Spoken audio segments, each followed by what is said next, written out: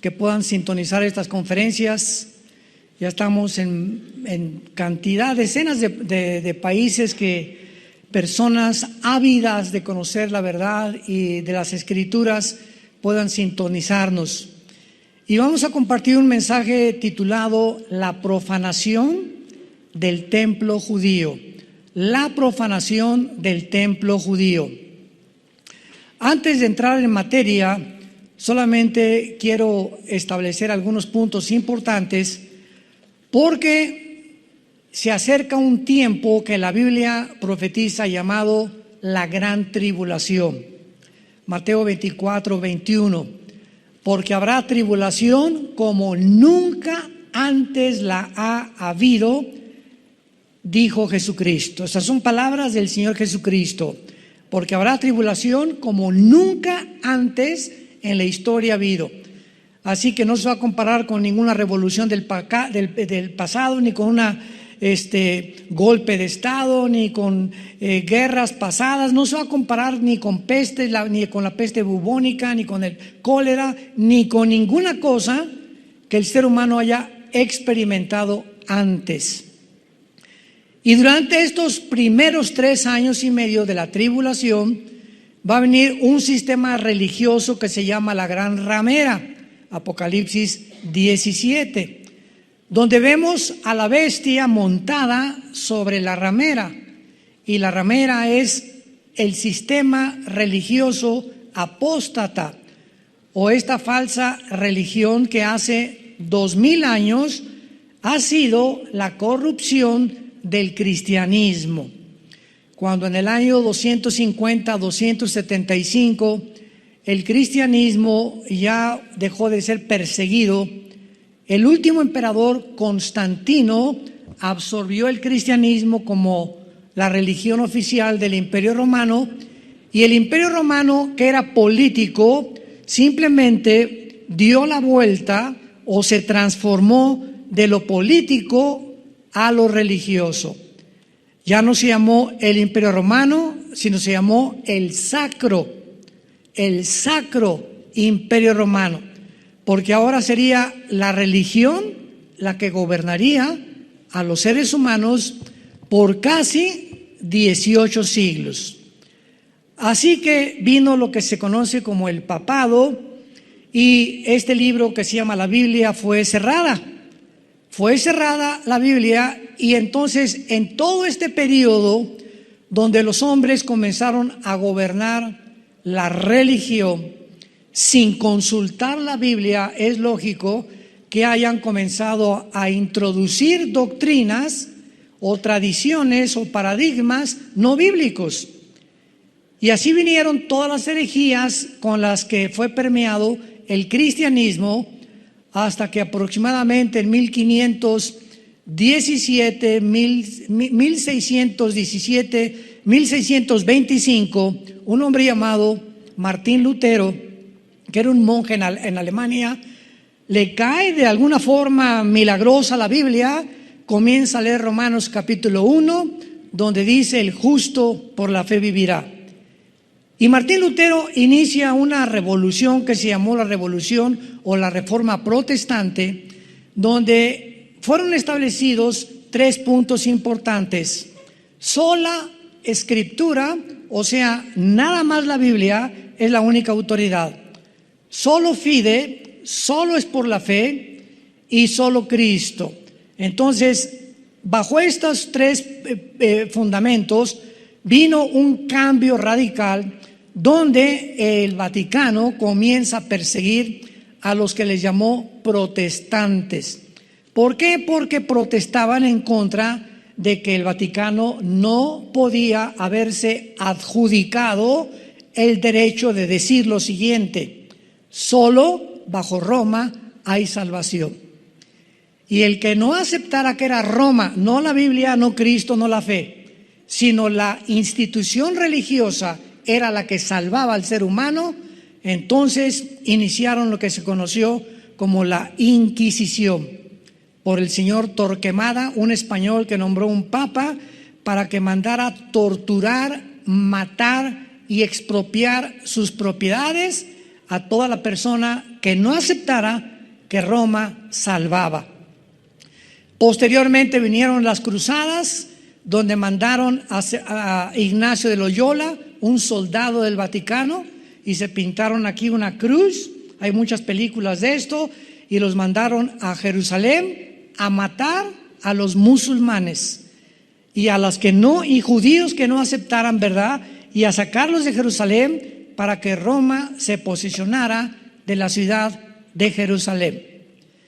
Y escuchen esto, hasta 1961, apúntalo, en el Segundo Concilio Vaticano, el Papa Juan XXIII, un papa gordito, muy simpático, con mucho carisma, hasta 1961, este papa, por primera vez, abre la Biblia. Abre la Biblia, y cuando la comienza a abrir,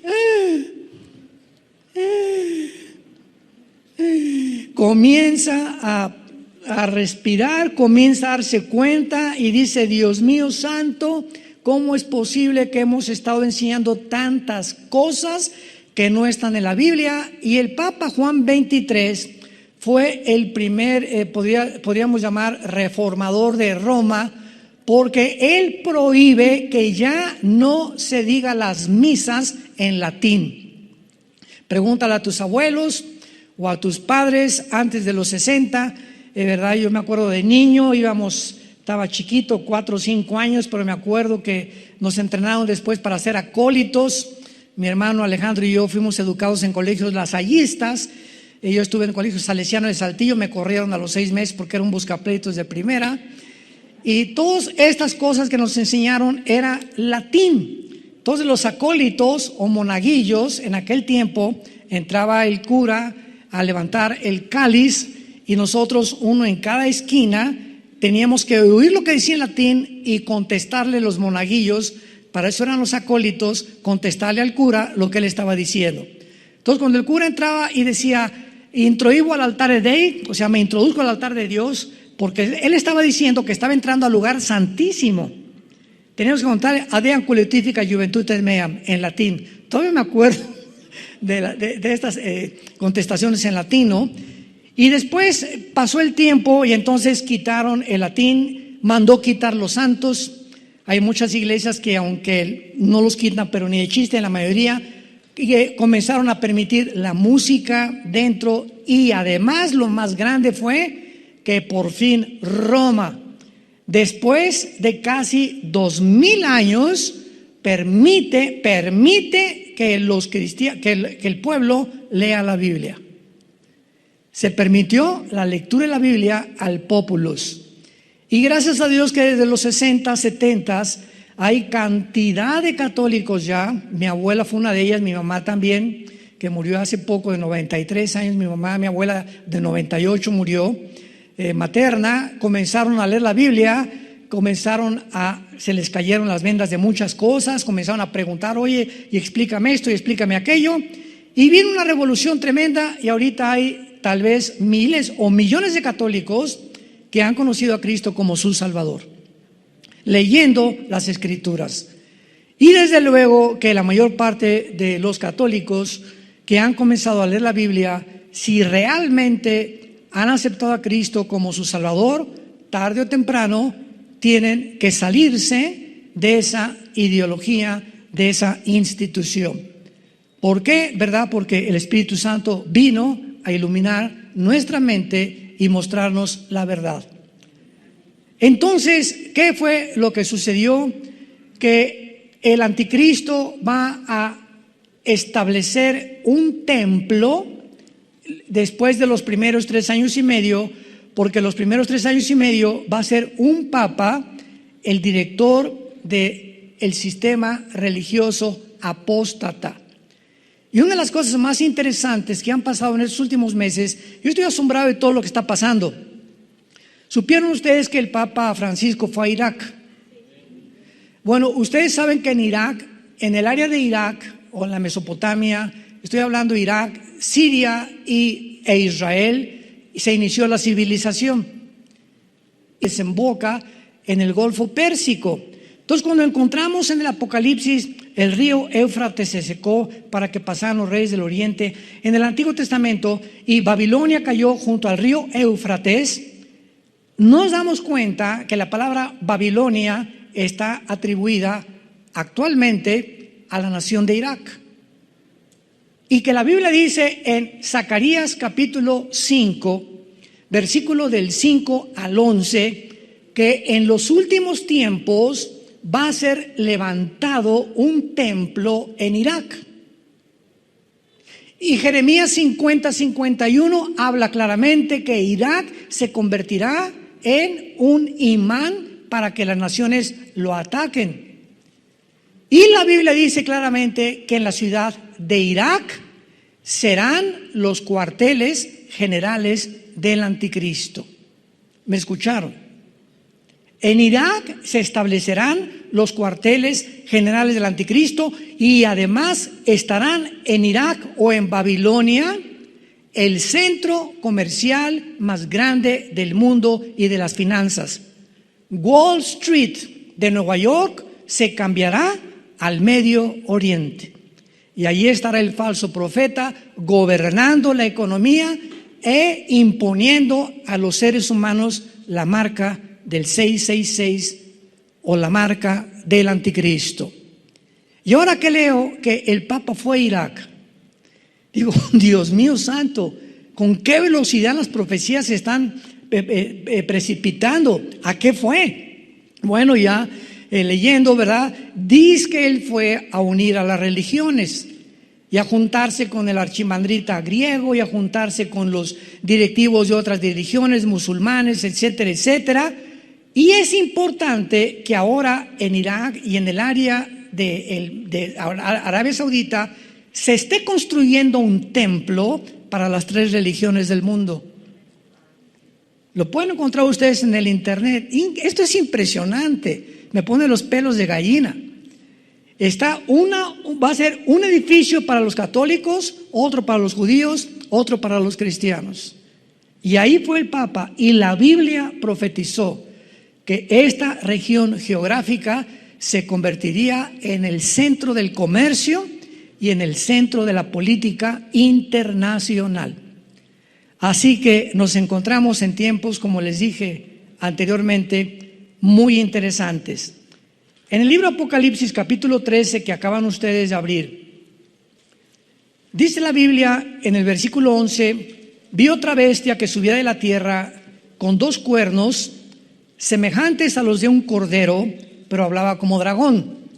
Muchos han atribuido esta segunda bestia o el falso profeta al Papa, pero no es así, porque esta bestia, que es el falso profeta, y el anticristo, si leemos bien Apocalipsis y Daniel, encontramos que solamente se les otorgó, se les permitió 3 años y medio para gobernar el mundo, nada más.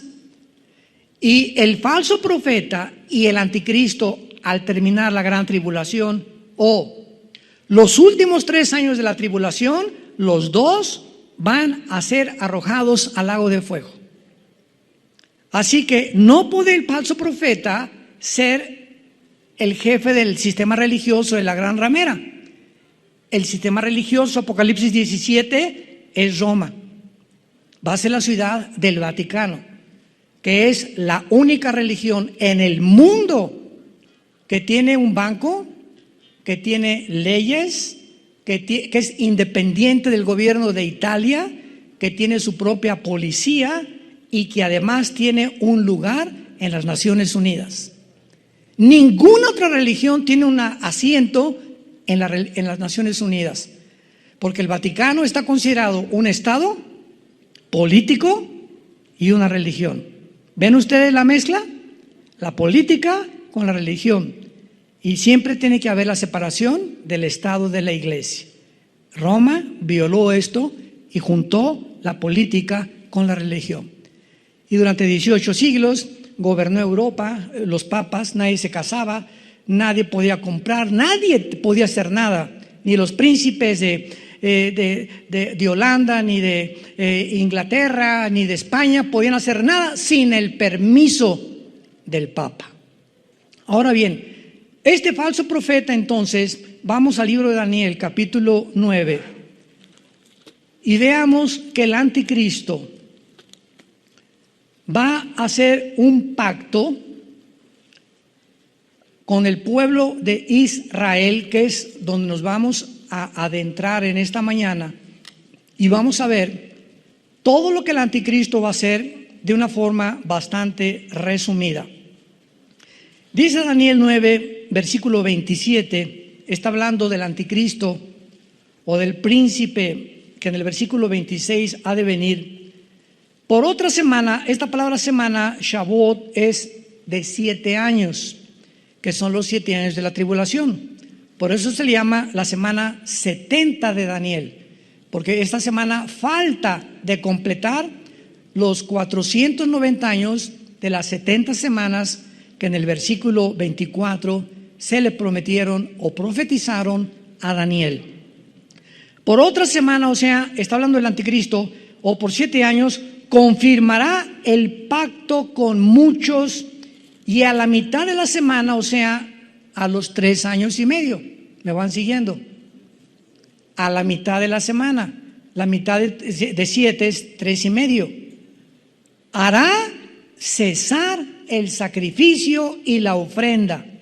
Después, con la muchedumbre de las abominaciones, vendrá el Shamem, en el hebreo, que se tradujo el desolador, o el devastador, o el destructor, hasta que venga la consumación y lo que está determinado se derrame sobre el desolador.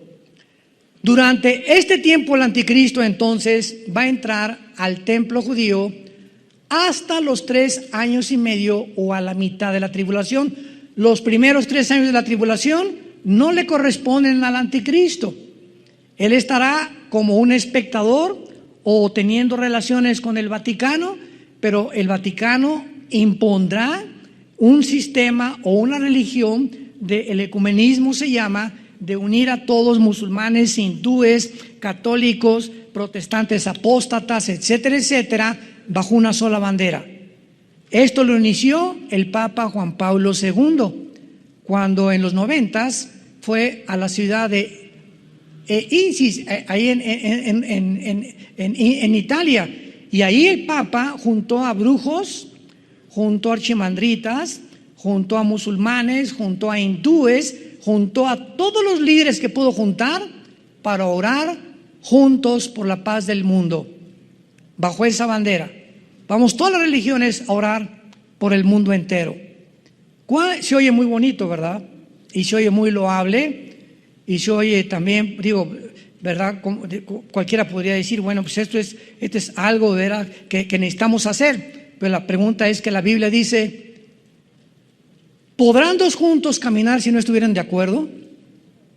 ¿Le estamos orando al mismo Dios? ¿Cómo puedo yo orar con un musulmán cuando él le ora a Alá y él me puede decir amén, cuando mi Dios es el Dios de la Biblia, el Dios de es Mahoma o Alá? ¿Cómo puedo orar con un hindú cuando tienen 7 millones de dioses? Oye, ¿a cuál estás orando? ¿A cuál de todos le estás pidiendo? Entonces, esto es una bandera que suena bonito, juntemos todas las religiones, pero a los ojos de Dios es una abominación. Dios es el único Dios verdadero y es el primer mandamiento. Adorarás a Dios, tu Dios, sobre todas las cosas. No te harás imagen ni escultura, ni adorarás ni te inclinarás ante ningún otro Dios. Cuando venimos a la Biblia, venimos al único Dios, y ese Dios es un Dios celoso, en el sentido que nos dice desde ahora, deja tus ídolos, deja todo aquello que tú considerabas que podías juntarlo, porque yo soy el único Dios verdadero y quiero que me conozcas, que me sirvas y que me adores en espíritu y en verdad. Muy bien, veamos entonces rápidamente lo que hará el anticristo durante este tiempo. Se los voy a deletrear rápidamente. Número 1, va a anular a la mitad de la tribulación el pacto que firmó. Ahorita lo vamos a ver en Isaías 28. Va a anular el pacto. 2. Va a participar con Israel en mentiras y engaños. 3. El pacto que va a hacer con Israel, la Biblia le llama un pacto con la muerte y con el infierno. Lo vamos a ver en Isaías 28 ahorita también. 4. La muerte y el infierno, qué interesante, aparecen en el cuarto sello del Apocalipsis, como la muerte y el Sheol, o como el infierno y la muerte. Número 5, Israel va a firmar este pacto y lo va a aceptar por temor a una invasión militar, y se le va a conceder reconstruir el templo judío. Por eso los rabinos van a ser engañados, porque el anticristo les va a prometer que van a reconstruir su templo y que nadie se va a intervenir, ni los musulmanes se lo van a quitar. Y pues rápidamente los judíos van a firmar el pacto con el anticristo. Número 6, el verdadero contenido del pacto no va a tener nada que ver con el conflicto con los palestinos, porque ahorita está hirviendo Israel entre los palestinos y entre los judíos. El presidente Joe Biden declaró hace algunos días de que él iba a buscar la manera de que se estableciera dentro de la tierra de Israel un Estado palestino. Ahorita los palestinos dentro de Israel ocupan dos lugares principales: la Franja de Gaza, que está hacia el mar, donde se conoce, ¿verdad?, como la Filistea del Antiguo Testamento, y donde el gobierno de Mahmoud Abbas, el jefe de la organización terrorista de Hamas, la palabra Hamas en hebreo significa los violentos, están al frente explotando a los palestinos, porque el pobre pueblo no tiene la culpa. Y cuando bombardean y lanzan cohetes a Israel, no son los palestinos, son el grupo terrorista de Hamas, dirigido por Mahmoud Abbas, y se esconden en los hospitales y en las escuelas para decir: no, los judíos nos contestaron el fuego y nos destruyeron los hospitales y las escuelas. Cuando usan de escudos a los niños y a los enfermos y a los médicos para justificar sus crímenes. Entonces ahorita toda la Franja de Gaza está ocupada por un grupo terrorista y por el pueblo palestino, que está sufriendo lo que este grupo está haciendo. Y también dentro de Israel está lo que se conoce como Judea, que es la zona donde está la ciudad de Jericó. Y ahí están los palestinos controlando Belén, donde nació Jesús. Ahí están ellos, y Jericó. Y es interesante lo que vamos a ver más adelante. Pero ahora quieren que un estado sea y repartan a Israel, a Jerusalén, la mitad. Ahorita tienen el templo oriental nada más los judíos, pero quieren los palestinos toda la tierra de Israel. Porque el que fundó la Organización para la Liberación de la Palestina, 1972, Yasser Arafat, que mató a todos los atletas en 1972 en Múnich, en Alemania. ¿Se acuerdan ustedes? Hay películas de esto. Mandó matar a todos, los secuestraron de la Vía Olímpica, los mataron en un helicóptero con una granada cuando se los querían ya llevar a su tierra. Y entonces Golda Meir, la primer ministro en aquel tiempo, inició la persecución, y a todos los que mataron a los atletas se los fusilaron, ¿verdad? Y los eliminó el Mossad, que es la agencia secreta del gobierno de Israel. En séptimo lugar, el verdadero contenido del pacto probablemente tenga que ver con el deseo, repito, de edificar el templo. Porque los judíos, imagínense, ahorita el templo, ¿dónde está? ¿Dónde está ahorita el templo judío? No existe. Pero ¿dónde se encuentra geográficamente? Debajo de la cúpula o de la mezquita de Omar, que es esta cúpula dorada que en cualquier foto de Jerusalén se ve. Cuando fuimos a Jerusalén, muchos de ustedes nos permitieron entrar, nos teníamos que quitar los zapatos, ¿verdad? Ahorita ya no se puede entrar adentro, pero en aquel tiempo nos permitieron entrar, éramos como 300 los que fuimos en ese viaje a Israel. Y esta cúpula, debajo de la cúpula esa dorada que ves en las fotos, debajo se encuentra sepultado lo que era el templo judío, que en el año 70 después de Cristo, él lo profetizó en Mateo 24, no quedará piedra sobre piedra, derribaron completamente e incendiaron Jerusalén. Y fueron expulsados los judíos hasta el 48 que regresaron. Y en el año 604 después de Cristo, un musulmán, ¿verdad? Omar, uno de los musulmanes, levantó la mezquita. Entonces, esa mezquita fue levantada 600 años después sobre el templo judío. Y los judíos, para que puedan reconstruir el templo, imaginémonos, pues tienen que destruir la mezquita, ¿verdad?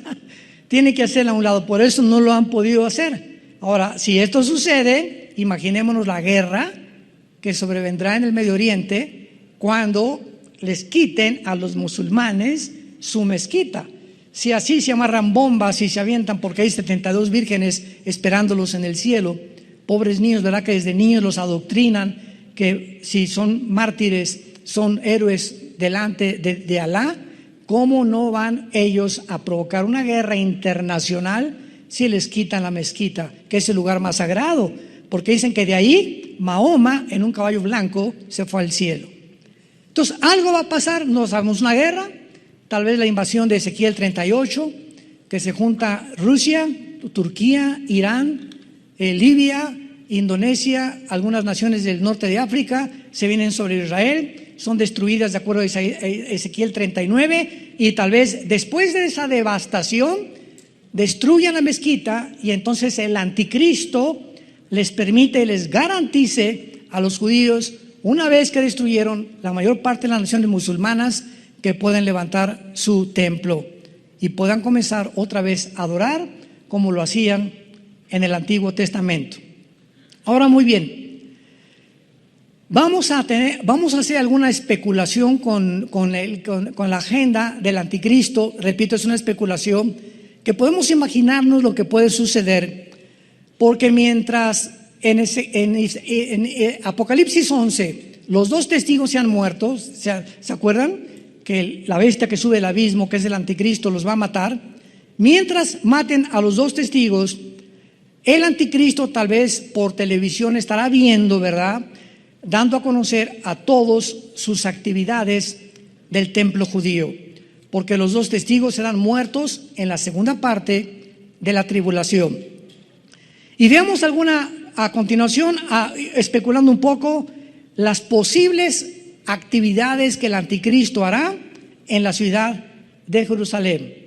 Vamos a escoger el viernes como su punto inicial y les explico por qué. Viernes, ahí está el anticristo, no sabemos si en un hotel o en su casa, viendo los cadáveres de los dos testigos en Jerusalén, en la misma plaza. Viernes en la noche, el anticristo regresa a su hotel, prende la televisión y observa la manera como el mundo se regocija y se mandan regalos porque mataron a los dos testigos. El sábado, el anticristo, porque tiene que ser sábado, entra al templo y lo profana, exaltándose como un dios, mientras los dos testigos continúan muertos en la plaza de Jerusalén. El sábado en la noche, el anticristo tal vez regresa a su hotel, prende la televisión para ver la reacción del mundo cuando él entra al templo, porque lo van a seguir cámaras de televisión, y él entra al lugar santísimo y ahí ponen una imagen que el falso profeta le va a dar vida. Esto se encuentra en Apocalipsis 13. El falso profeta le va a dar vida, y esta palabra vida es neuma en el griego, que es espíritu. A ver, ¿cómo podía esto suceder? Muy fácil. Va a ser un demonio, un espíritu. Va a hacer una imagen tipo holograma. De esto hablamos en la última conferencia. Y le pondrá el falso profeta a la imagen para que la imagen hable. Y la imagen pida que sea adorada. Y el mundo va a estar maravillado porque cuando el mundo es sorprendido y asombrado por cosas que van más allá de la realidad o de la normalidad, que se llaman milagros, el mundo está dispuesto a adorar a un buñuelo que apareció la Virgen en un árbol, o a un santito que le sale sangre. El mundo se hinca inmediatamente ante cualquier cosa que vaya más allá de lo normal, lo atribuyen a Dios, cuando la Biblia dice que no todo lo sobrenatural es de Dios. El domingo el anticristo va a recibir la llamada de sus 10 gobernantes, o sea, los 10 cuernos de Apocalipsis 17, que le van a decir: no estamos de acuerdo que te proclames Dios. Y en Daniel 7:24 dice la Biblia que entonces el anticristo a 3 de estos gobernantes, de los 10 que iban a formar su confederación política, los va a quitar, los va a desbancar, y él va a quedar como el 8º gobernante. Y el lunes el anticristo, mirando las noticias, alcanza a ver de qué manera los testigos resucitan de entre los muertos. Esto es, repito, de carácter especulativo, pero más o menos podríamos imaginarnos que es la forma como se van a llevar las cosas durante 3 días, cuando el anticristo entre el sábado al lugar santísimo. Vayamos ahora a Isaías 28, el pacto que el anticristo va a firmar con muchísimos más, al versículo 18. Isaías 28, del 15 al 18. Con mucha atención, por favor. Por cuanto habéis dicho: pacto tenemos hecho con la muerte, e hicimos convenio con el infierno, o con el Sheol. Cuando pase el turbión, la palabra turbión apunta a lo es la tormenta o una inundación militar. Pase una tormenta militar o una invasión militar que se llama turbión, la palabra shakat en el hebreo, no llegará a nosotros. Es lo que el pueblo judío está pensando. Porque hemos puesto, así que nos informan que Israel ha firmado un pacto para evitar una turbión o una invasión militar. Desde luego, y la invasión militar azotará a Israel, porque no es cierto que el anticristo los va a proteger más que por 3 años y medio. Versículo 16. Por tanto, Jehová el Señor dice así: he aquí yo he puesto en Sión por fundamento una piedra, que es Jesús, piedra probada, angular, preciosa, de cimiento estable. El que creyere no se apresure. ¿Qué está diciendo Dios? En lugar de que ustedes hayan hecho un pacto con el anticristo, yo anteriormente voy a poner una piedra firme, angular, preciosa, y sabemos que se refiere a la persona de Jesucristo. Y anuncia a Dios con casi 700 años de anticipación: el que creyere no se apresure. O sea, no se apresuren judíos que van a vivir en ese tiempo a firmar con el anticristo, porque no todos los rabinos van a firmar. Van a haber muchos que van a decir: ahora entiendo lo que Dios dijo, no voy a firmar este pacto. Y Dios los va a proteger en la ciudad de Petra, al sur de Jordania, de acuerdo a Isaías 63, del 1 al 3. Y dice el versículo 17: y ajustaré el juicio a cordel y a nivel la justicia, y granizo barrerá el refugio de la mentira, y aguas arrollarán el escondrijo. Cuando dice la Biblia: ajustaré el juicio a cordel y a nivel la justicia, son instrumentos para construir. Todos los arquitectos usan una plomada, que es lo que significa cordel y nivel de la justicia, dándonos a entender el Espíritu Santo que es realmente la construcción y la edificación del templo de los judíos lo que va a ser levantado durante este tiempo. Y el versículo 18 termina diciendo: y será anulado vuestro pacto con la muerte y vuestro convenio con el Sheol. No será firme cuando pase el turbión o cuando pase esta invasión militar, serán pisoteados. Desde este momento el anticristo se proclama Dios, implica que él deshará las 3 religiones más importantes de su tiempo, que serán el sistema de la ramera, el judaísmo y el cristianismo. Va a acabar el anticristo con estas tres religiones y él va a proclamarse Dios. Vayamos a 2 de Tesalonicenses, donde el Espíritu nos revela esta revelación. 2 de Tesalonicenses 2, versículos 3 y 4. Nadie los engañe, escribe Pablo, de ninguna manera, porque no vendrá sin que antes venga la apostasía y se manifieste el hombre de pecado, el hijo de perdición, el cual se opone y se levanta contra todo lo que se llama Dios o es objeto de culto, tanto que se sienta en donde. Ahí está, a los 3 años y medio, el anticristo entra al templo de Dios, como lo hemos visto en otras escrituras, entra al templo de Dios como Dios, haciéndose pasar por Dios. Ahí dice el anticristo, no hay ninguna religión. Se acabaron todas las religiones. Yo soy Dios. Y él repite y consuma y termina y finaliza la mentira del huerto del Edén.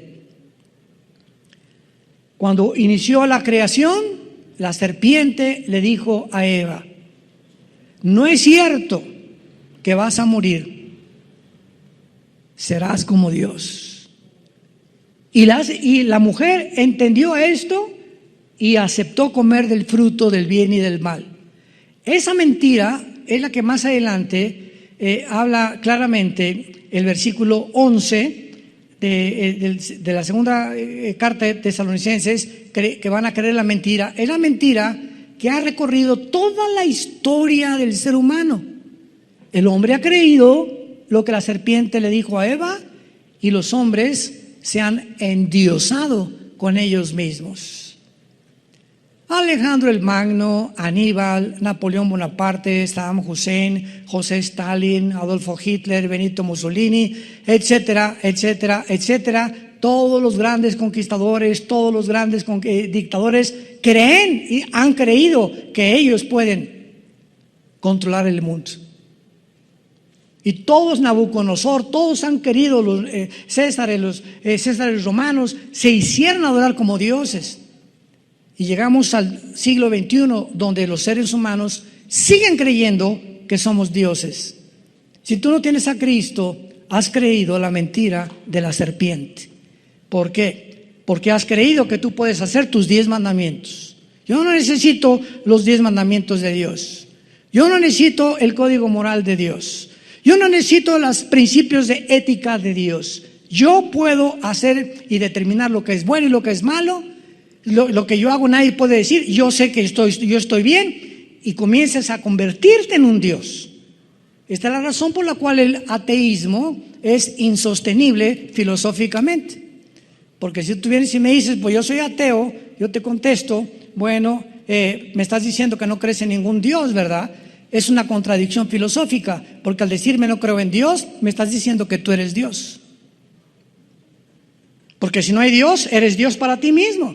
¿Qué significa Dios? Un ser supremo absoluto. Y tú estás erigido como tu ser supremo y absoluto.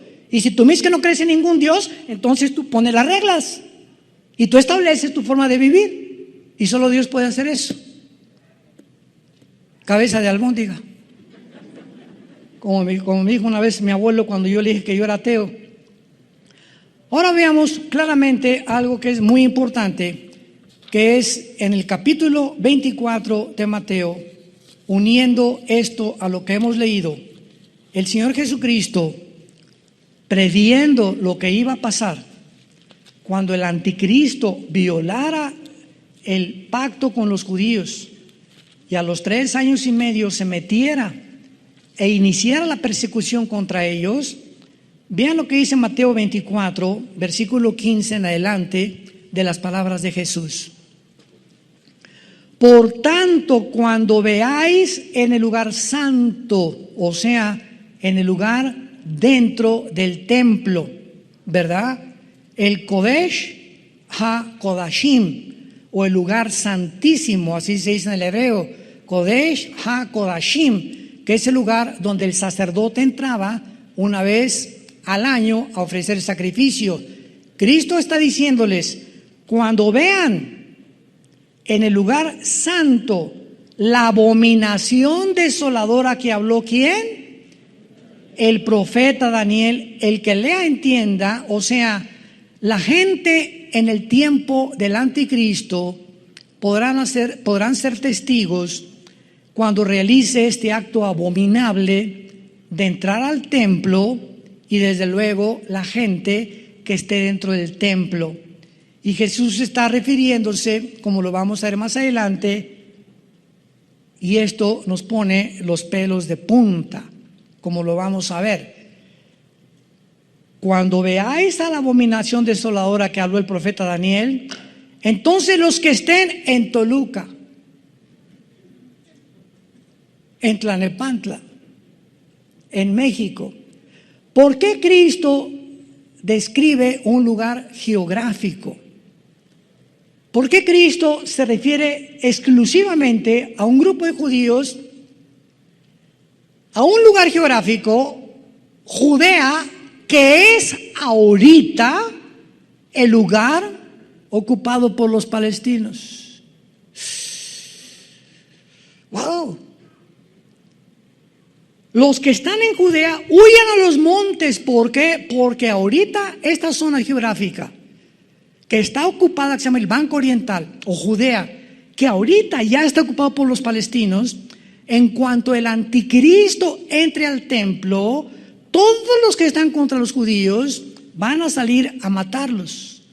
Ahorita los palestinos les dan chance a los judíos que viven en algunas kibbutz alrededor del Banco Oriental, que vivan ahí.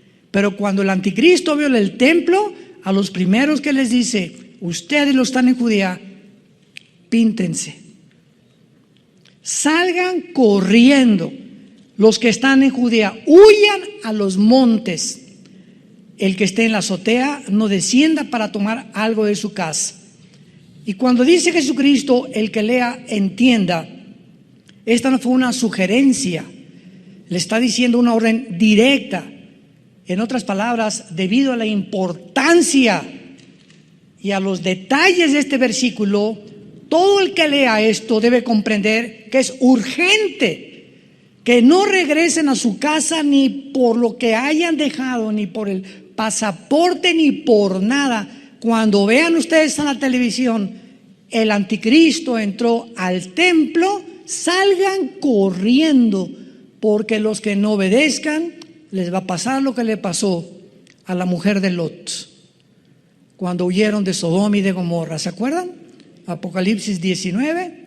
Los ángeles agarraron a Lot, vénganse para acá, y a tu hermano y a la esposa, y vámonos. Y a casi a jalones los sacaron los ángeles, y le dijeron los ángeles a Lot y a su familia, no volteen atrás, no se atrevan a voltear atrás. Y la mujer de Lot volteó para atrás. ¿Por qué? Porque era una carnalota. O sea, su corazón estaba en el mundo, en las modas, por aquí, por allá, este y el otro. Y cuando Dios nos dice, pongan los ojos en lo que está arriba, no extrañes las cosas del mundo, es porque las cosas del mundo han ocupado tu corazón. Y cuando dice, no voltees atrás, pero mi collar de oro, mis dólares, mis shakes, me esperas, voy por ellos. No regresen para nada, porque tu vida vale más que todo lo que puedas tú haber juntado en todo tu corazón. No volteen hacia atrás, huyan. Ciertamente los judíos que vivían en ese tiempo en la región de Judea, que es el Banco Oriental y Jericó actualmente, son los que deberán poner más atención a lo que Cristo les dijo.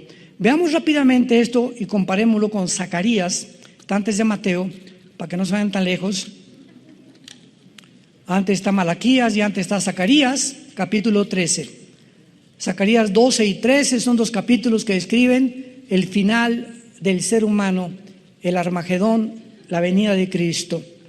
Dice Zacarías capítulo 13, versículo 8, y acontecerá en toda la tierra, dice Jehová, que las 2/3 partes serán cortadas y se perderán, mas la tercera quedará en ella.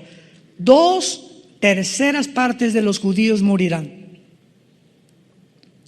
2/3 partes de los judíos morirán. 1/3 parte, que es el remanente fiel, los que aceptaron a Jesús como Yeshua Mashiach, como Jesús el Mesías, van a estar escondidos en Bosra, que es Petra. ¿Cuántos fueron a Petra con nosotros cuando fuimos allá hace 4 o 5 años? ¿Todos están? ¿Ninguno? ¿Dónde estaban,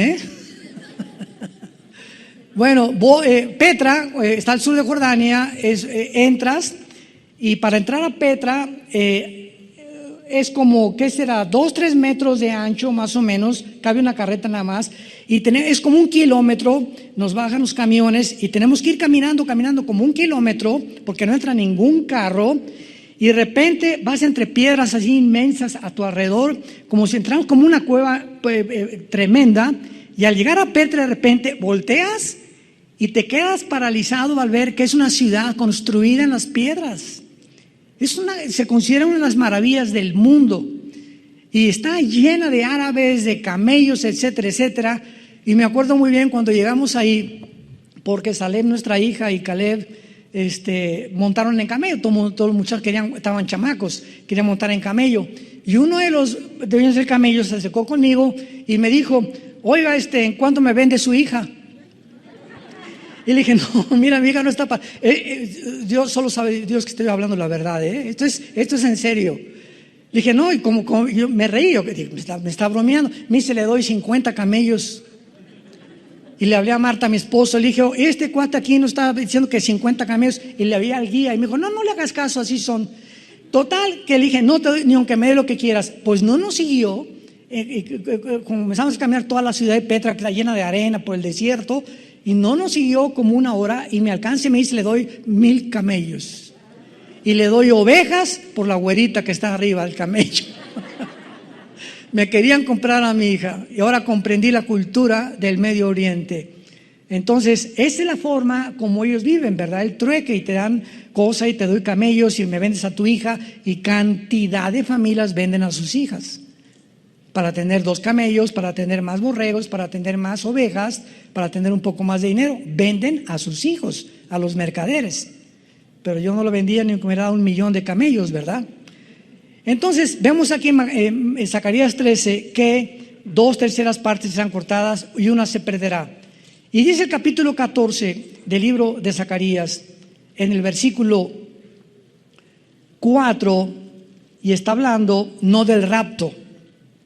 Los que creen que el rapto y la segunda venida es lo mismo, van a abrir los ojos ahora. Acuérdense que en 1 Tesalonicenses 4, 16 y 17, 1 Corintios 15, 51 a 53, dice que vendrá en el aire, y en el aire nos sacará, y jamás tocará la tierra. Cuando vean el rapto, vean la segunda venida, se afirmarán sus pies en aquel día sobre el monte de los olivos.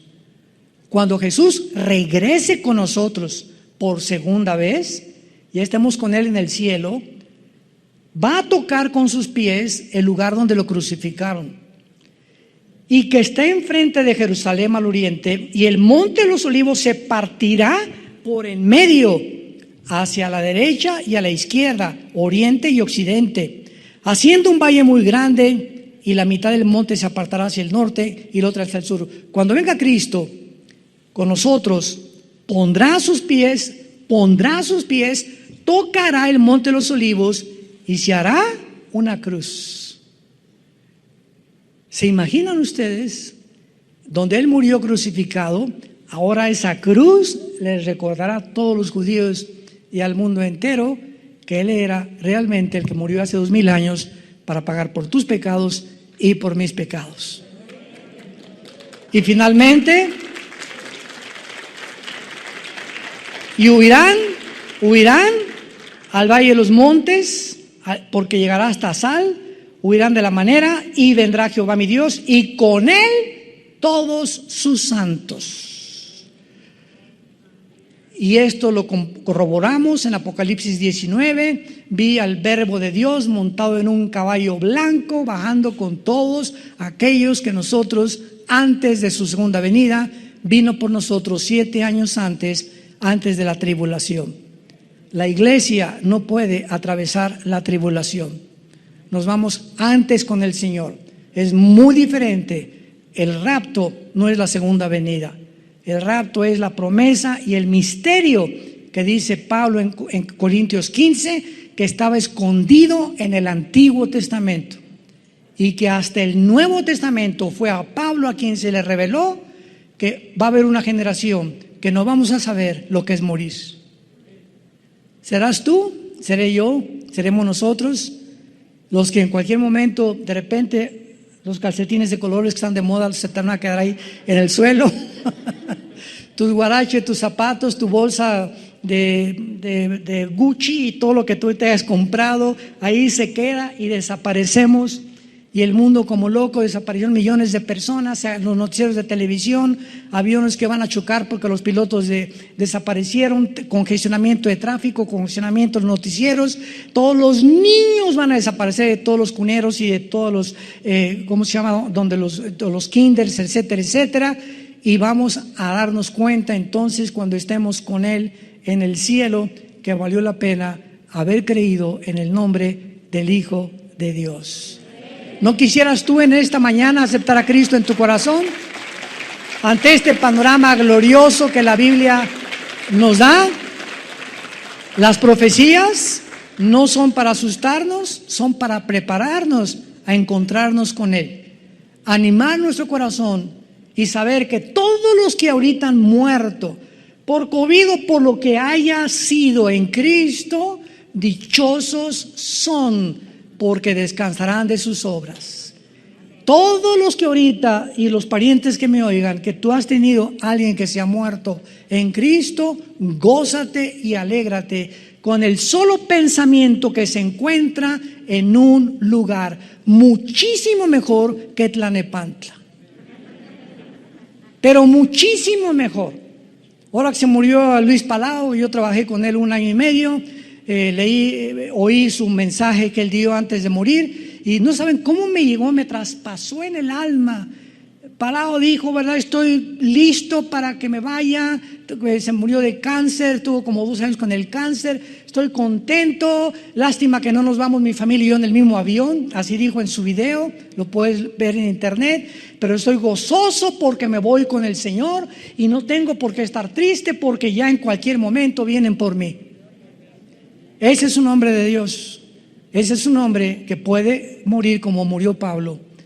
Mi muerte y el coliseo romano me está esperando, pero he peleado la buena batalla, he echado mano de la vida eterna, por lo cual me está esperando la corona de justicia, la cual el Señor me dará y a todos los que amamos su venida.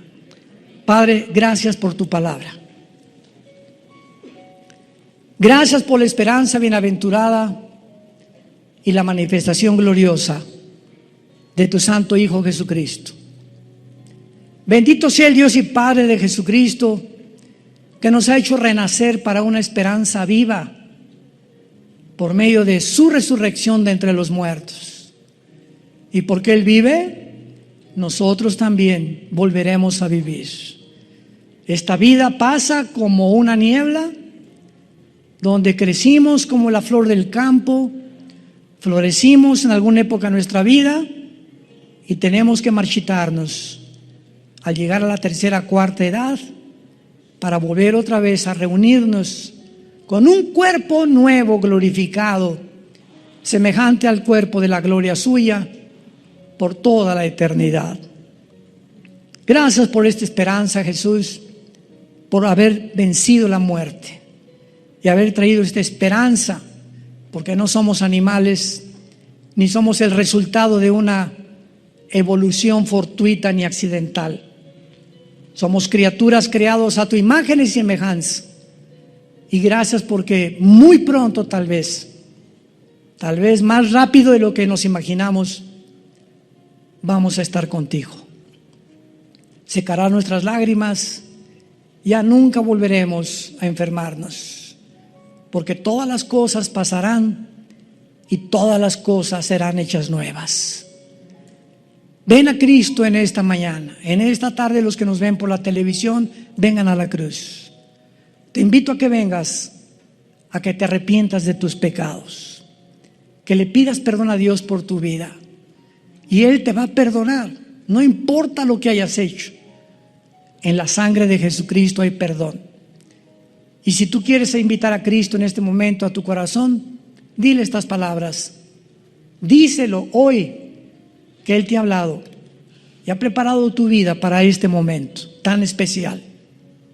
Te pido perdón por mi vida, Señor. Me arrepiento de todo lo que he hecho en mi pasado. Te pido que entres a mi corazón en este instante, porque creo que en esa cruz pagaste con tu sangre por mis pecados. Y como creo que a los 3 días resucitaste entre los muertos, te pido que entres en este instante a mi vida como mi Señor y mi Salvador. Gracias por darme la vida eterna y la esperanza de algún día de morir en paz, porque sé que me estarás esperando con tus ángeles para llevarme a tu presencia. En el nombre de Jesucristo. Amén.